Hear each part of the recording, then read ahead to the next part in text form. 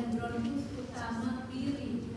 Setelah menjadi bronkus kanan dan bronkus kiri, dia bercabang lagi menjadi bronkiolus dan akhirnya paling ujung adalah alveolus. Ini alveoli, ya, alveoli. Alveoli ini waktu di dalam masa janin berisi cairan. Ya, dia tidak kolaps, ya. Alveoli di dalam masa janin itu dia tidak kolaps, dia mengembang, tapi dia berisi cairan. Nah, kalau dia berisi cairan, kira-kira berat atau ringan? Berat, ya, berat. Jadi kalau ada pembuluh darah di sekitarnya, pembuluh darah itu terhimpit. Kenapa yang laki-laki masih duduk di belakang? Perjanjiannya kemarin duduk di belakang. Kebahagiaan. Sudah. Di sini tadi ketiga. Duduk di depan. Sudah ya. Jadi dia gerak dan menghimpit pembuluh darah. Maka pembuluh darah mengalami vasokonstriksi. Begitu dia lahir tadi, pertama menjelang persalinannya, cairannya sudah dikurangi. Itu pertama. Begitu dia lahir mengalami jalan lahir yang sempit, diperas parunya, ya, gitu ya. Akhirnya cairan ini terkempas keluar, bagian keluar. Walaupun demikian, begitu bayi lahir, itu masih ada cairan di dalam alveoli. Makanya ketika bayi itu lahir lewat section cesarean, cairan yang keluar itu tidak bisa sebanyak kalau dia lahir normal. Makanya pada section cesarean, bayi akan lebih mudah mengalami respiratory distress, sesak, karena cairan yang keluar tidak banyak sehingga cairan yang tersisa masih banyak. Begitu dia lahir, cairan yang ada dalam paru-paru ini, dalam alveoli, akan terhempas keluar oleh tarikan nafasnya yang pertama. Jadi dia waktu dia lahir, waktu dia tarik nafas, itu udara masuk dan dia menghempas, dia menghempas cairan ke dalam alveoli ke daerah sekitar alveoli yang kita sebut interstitium. Alveoli 1 kali nafas, 2 kali nafas, 3 kali nafas. Jadi bagus, ya. Udaranya sudah berisi dari cairan menjadi udara. Nah, sekarang alveoli menjadi ringan, sehingga tahanan terhadap pembuluh darah paru menjadi kurang. Tahanan paru kurang berarti pembuluh darah paru mengalami vasodilatasi. Aliran darah dengan mudah masuk ke paru-paru untuk berganti dari berisi dari CO2 menjadi oksigen. Ya. Kemudian, ini transisi sirkulasi tadi sudah saya jelaskan. Ya. Nah, sekarang ini bayi lahir itu 90% dia lahir bukan. Ya, tidak ada bayi lahir itu bagian besar lahirnya selamat juga. Ini ya. Hanya 10% dia butuh bantuan. 10%. Jadi kalau ada 200 bayi, maka berapa yang lahir bukan? 180 lahir bukan. 20-nya perlu bantuan. Bantuannya itu kita sebut resusitasi. Resusitasi itu ada resusitasi sederhana, ada resusitasi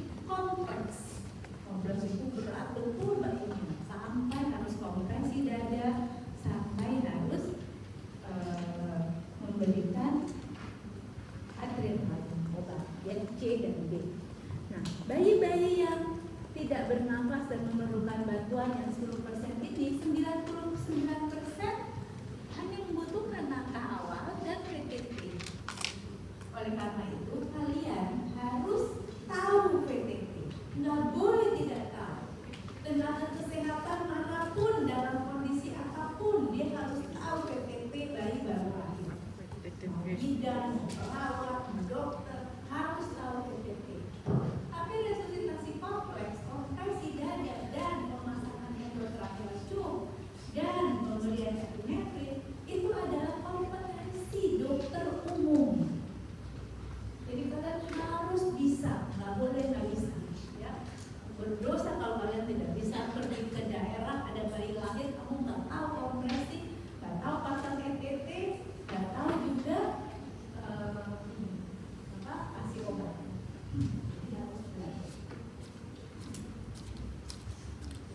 Kalau sudah, lihat ini ya, kalau bayi itu sudah lahir juga, ya, maka letakkan di atas perut ibu, lahir juga ya ini ya, letakkan di atas perut ibu, kemudian tunggu sampai 2 menit baru boleh klem dan potong manusia. Keringkan dan stimulasi langsung aktif. Pada usia 1 menit nilai Apgar-Score menit pertama, usia 2 menit klem dan potong. Inisiasi menyusui ini, ya, ini yang sini semua dilakukan IMD. Bulan itu cukup bulan ya, bernafas, menangis, fokusnya baik ya. IMD, dalam waktu IMD itu kita harus kurangkan bayinya, pantau saturasi dan frekuensi jantung selama setiap 15 menit dan dilakukan paling sedikit 1 jam. IMD itu paling sedikit 1 jam. Itu tata laksana di kamar bersalin untuk bayi yang bugar. Nah, sekarang kalau yang tidak bugar, diapain?